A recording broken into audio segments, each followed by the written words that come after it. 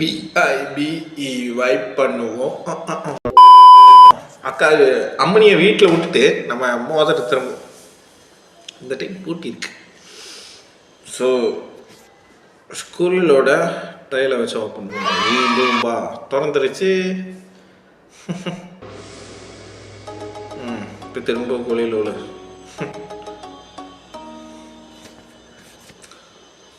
நம்ம கிட்ட தான் ஜம்பிங் ஷூ இருக்கு. ஸோ இது சப்வே ஷாப்பில் இருந்து கடை வாங்கிட்டு வந்த ஷூவு இப்போ திரும்ப அவர்கிட்டே கொடுத்துட்டோம். இது இங்கே கிக் பண்ணோம்னா அங்கே போய் கேட்கல.